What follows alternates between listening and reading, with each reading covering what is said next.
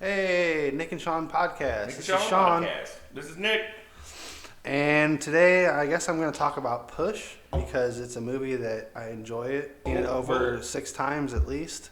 It was made in 2009, and so it's about a group of people that have like various psychic abilities, and Superpowers. they're being tracked by a thing called Division. Yeah. And Division has a drug that hasn't worked so far in any of the subjects, but one of the characters named Kira survives the injection. So, Sean, you want to build off that a little more? Yeah. All right. So me and Nick watched this the other day. Yeah. So this movie has one of the Chris's. Which Chris is that? Is that Chris? Chris Evans. Chris Evans. I was thinking Chris Hemsworth.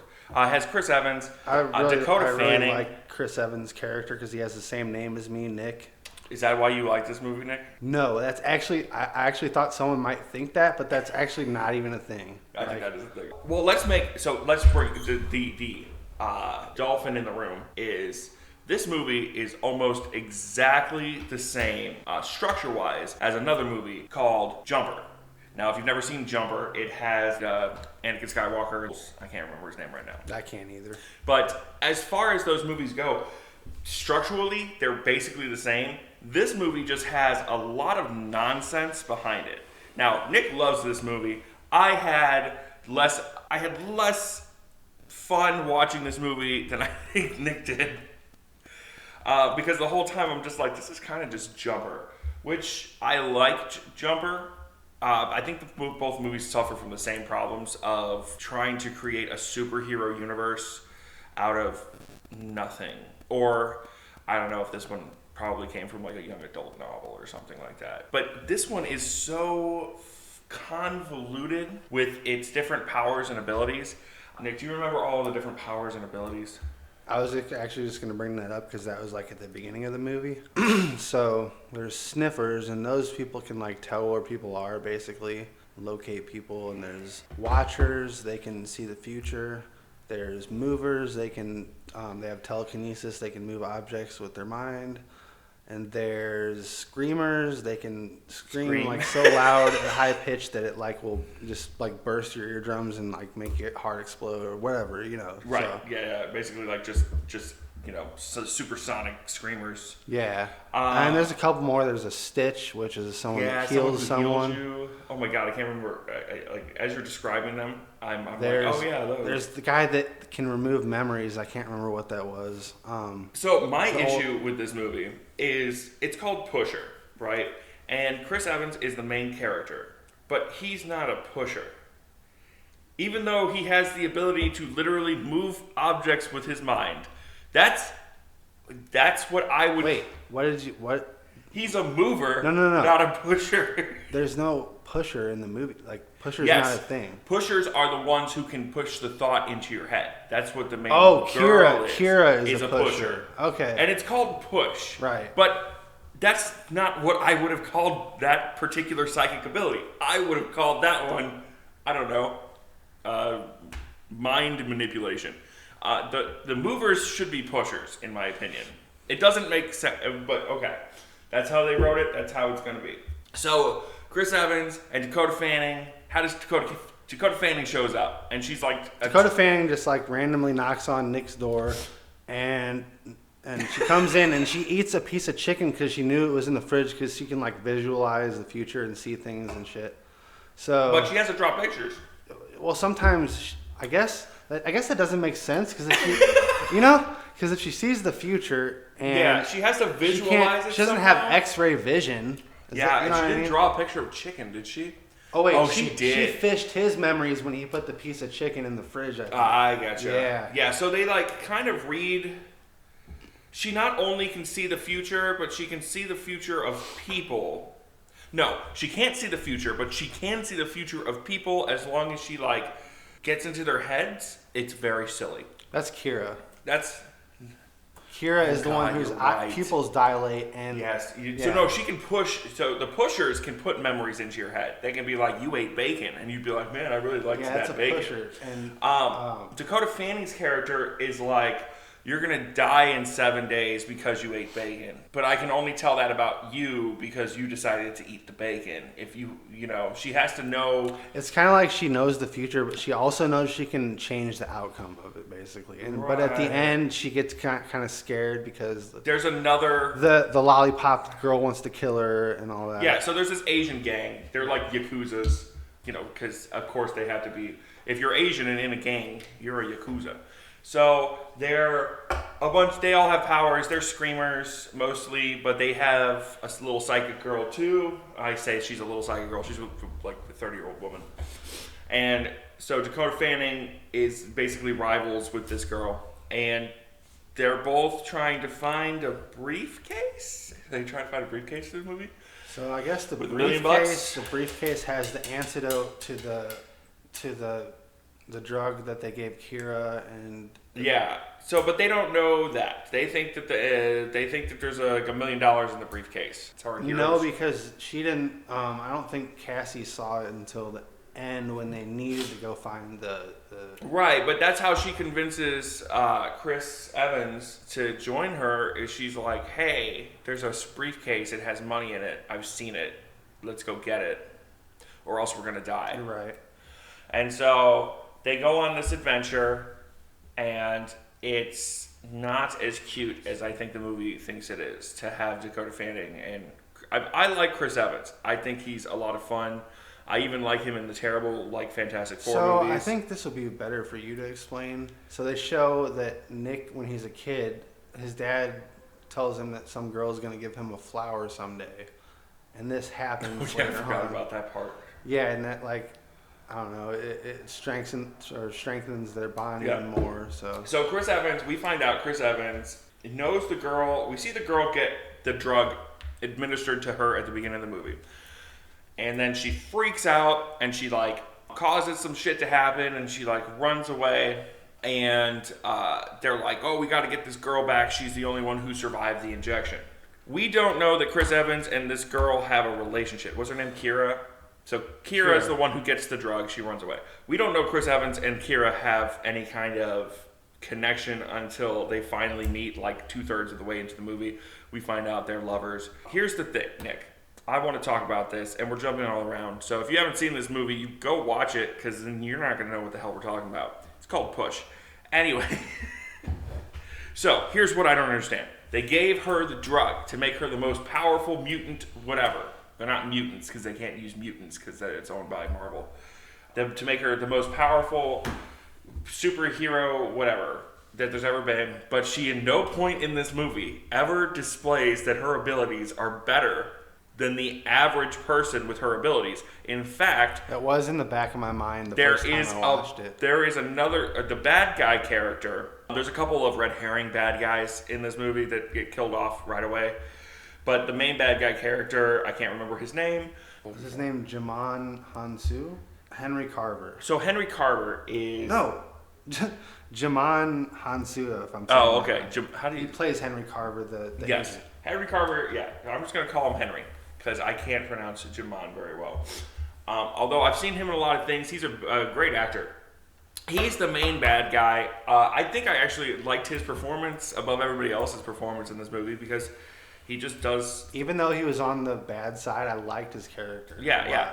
And I think that's one of the movie's strong points. So he has the same push abilities that Kira does. He hasn't taken the drug. So there's nothing that really shows me that Kira's abilities... Something tells me when they're sitting there at that table eating the Chinese food that these guys work in division and they have multiple abilities, but none of the other guys are normal.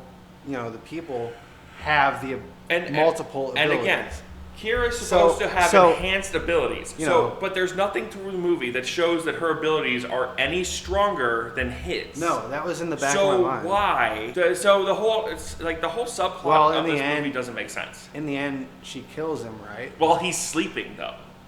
While he's sleeping, she could have done that at any point in time. She ends up killing him while. So her abilities. Yeah, in fact, he tricks her. He tricks her into believing his story, and not the other way around. So anyway, let's talk about what these pushers can do. We'll get there. It's what we just talked about. Basically, the pushers can tell you something that happened that didn't, that can make you either kill yourself or kill somebody you know or love. They are essentially game-breaking dangerous in this world. Which, again, that's another thing. None of the powers in this movie are equal. You know what I mean? No. And they display themselves in very uneven ways. We have two people who are movers. Our main guy, Chris Evans, and the bad guy's friend. And the bad guys are better at their abilities than any of the good guys. That should be pointed out. Like, the good guys are horribly outmatched by the bad guys. Yeah, but it's like a common theme in movies, you know, the good guy always outsmarts the bad guys in the end. But when you're talking about something like superpowers, you need a way to quantify that on screen. Like, even the X-Men have, like, power levels.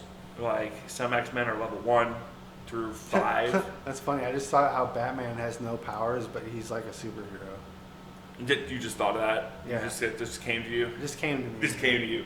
Yes, there's a lot of great Batman not having superpowers Just a memes. file that popped up in my brain, you know? Yeah, so we don't have any of that here. And this would be, I was saying to Nick, this would be a horrifying world to live in. I would not want to live in this world because I don't have any of these abilities. And assuming that I lived in this world and was just normal Well, Sean. the thing is, it's not that they're living in that world. It's the same world. It's just there's very few of them. I don't think there are. And they they don't- seem to be fucking everywhere. Well, there's a They're lot of everywhere. Think about this. Think about the difference between 1 million and 1 billion. If there was 1 Right, million, but there's think a about lot it. of them. Think about it. There's enough of them that, like, they can't run away from other mutants. Everywhere they turn, there's a Stitch, or there's a Mover, or there's a Screamer. And you're like, wow, that would be horrifying. Well, I think this movie was about these events that culminated in their life. I don't think this was their regular, like, every day-to-day life. This is just like an event that happened. I don't know. Still, but to know that like if you don't pay a gang, they'll come to your house and scream you to death is pretty scary. Well, there's scary things in life, too. Yeah, but at least if I have a gun and you have a gun, we have the same gun. But if you can scream me to death and I can only move objects, you know. By the way, Chris Evans is terrible with his powers. He sucks in this movie. And the way that they use his... Okay, he has telekinesis, right? He can move things with his mind. Which, if you can move an object with your mind, there's no... Again, it has to do with that quantifiable... Like in Star Wars, if you can move a rock, you can move a ship. It's the same amount of power you need to use. It's just about, like, the way you focus it. You know what I mean? Whereas Chris Evans, he uses his powers. No, because Yoda even told Luke to start with smaller objects, didn't he? No. Are you sure? He told him no. He told him that it was all the same. Oh yeah, because he was trying to get him to like go Move the straight ship. into moving the ship. Right. Right. He's like, it's only big in your mind. The thing with Chris Evans is he uses his push power, or his... I'm going to keep trying to mess that up. He uses his move powers to do things like levitate his guns around the room. And that's stupid. You don't need...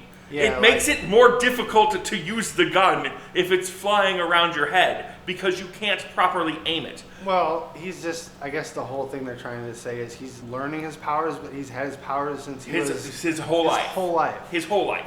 So that is kind of dumb. It is kind of dumb. It is kind of dumb. And then he holds people at gunpoint with his psychic guns, and that shouldn't okay. So we're talking about like the Chinese food restaurant. So the two bad guys are sitting at the Chinese food restaurant. One of them can mess with your mind. The other one can move objects better than Chris Hemsworth. Well, or Chris Evans. One of them can mess with your mind, and one of them can also move Right. objects. So he can even, the other guy can even deflect bullets, which would have been a much more interesting... The thing about when it's point blank to your temples, though, you can't really... Yeah, but the other guy could still be like, stop holding, you're not going to hold my guns at the thing. Yeah, he could, like, if it's that, like, fluid of a power, he could, like, flick the gun real quick. Right. With his And they both energy. could, right. You're like, yeah. And then that's my problem with the action scenes in this movie. It's just like, everybody feels like they're just half-assing their powers. Because we don't have we see someone do something amazing in one scene, too humble. and then they can't do it in the next scene. And you're going, well, wait, where is the ability Well, it's to... because they're dealing with another thing. It's like I don't know. Yeah. It gets a little convoluted. It gets a little silly. It asks for your suspension of disbelief just a little too far, in my opinion. But overall, this was entertaining. I wasn't not entertained by Push. Oh yeah, by the way, at the end, there's this thing where they have to find the briefcase, but because people can read their mind, they have to hide the briefcase by telling everybody in the group to do only one thing, and then Chris Evans gets his mind erased so that they can't read his mind to figure out where the briefcase is to tell the future. Something like that. Something like that happens. And it all works out. And at the very end, they manipulate the girlfriend of Chris Evans to go to the bad side. But Chris Evans had already slipped her a note that was like, when you're reading this and suspecting the truth, you'll know. And then she's like, oh, yeah, that's right. Chris Evans was my boyfriend the whole time. Let me kill this black guy. And then we never get to see a resolution because I'm pretty sure they thought there was going to be a sequel. The problem is, I think Jumper came out, which was a better movie, which also failed, and it kind of quashed the whole thing. We will never know what happens to the Pushers. Maybe, I think Jumper was like, I'm just saying I did enjoy Jumper, but I didn't enjoy it as much as Push. See, I did though. My thing with Jumper was there's one guy who has an ability, and so that was 2008. When did Push come out? 2009. Okay, so Push is definitely just copycatting Jumper. Jumper, there's one guy with a superhero power of being able to teleport, which is a great power. That's a power I want. But he lives in a normal world, and only other teleporters exist. So it's not a problem with my power is better than your power. I think the writers of this movie thought, oh, if we add a bunch of people with a bunch of different powers, that's like better. But the problem is it becomes very convoluted because you can never really quantify those powers against each other. Djimon Hounsou was also in Blood Diamond, which was a really good movie. I don't know, I really enjoyed that. Blood Diamond. Maybe we could I've do heard, something about that. Yeah, maybe we'll watch Blood Diamond. It has Leo in it. So yeah, Jumper to me is a better movie, but that movie still was a kind of I think it was a box office flop. I don't think it made a lot of money. They never did a sequel, and that's what's funny about both that movie and this movie is that they leave these cliffhanger endings like, ooh, we'll be back, but they aren't. It's been over 10 years. 12 years? I didn't see any foreshadowing and Push at the end about anything going on. Yeah, she kills the guy, and now she has to get back to Chris Evans. She's on a plane, Yeah. and she kills a guy. But that's mission. By the way, mission complete. I guess. I don't think There's so. no more threat. I kind of feel like there's supposed to be more to the story. Well, there is, but Because we never know what happens with the drug. Yeah. By the way, she never shows any additional superpowers. It's not like she's better at mind manipulation. Maybe she's just really sucked at it at first. Maybe she like barely had any powers, and now she has like adequate powers. So anyway, that's a little review of Push. I don't know. I don't really have much more to say about it. Go ahead. watch the movie Push. All right, that's a thumbs down for me. It's a thumbs up. Actually, for me. you know what? Watch Push and watch Jumper, and then you tell us. Tell Nick and Sean Yeah. which one is better, so Nick and Sean can see. Yeah, because I really feel like I really enjoyed Jumper. Samuel L. Jackson, he just screams a lot, and I feel like the movie had a much better arc. I think the arc for their main character was just overall better because, you know, he's like has to figure out his superpowers. He abuses his superpowers, then he pays the consequences for abusing his superpowers. Then he wins the day by having faith in himself and also the power of love or something. Something. All right, this was the Nick and Sean podcast. This is Sean. This is Nick. Goodbye. Goodbye.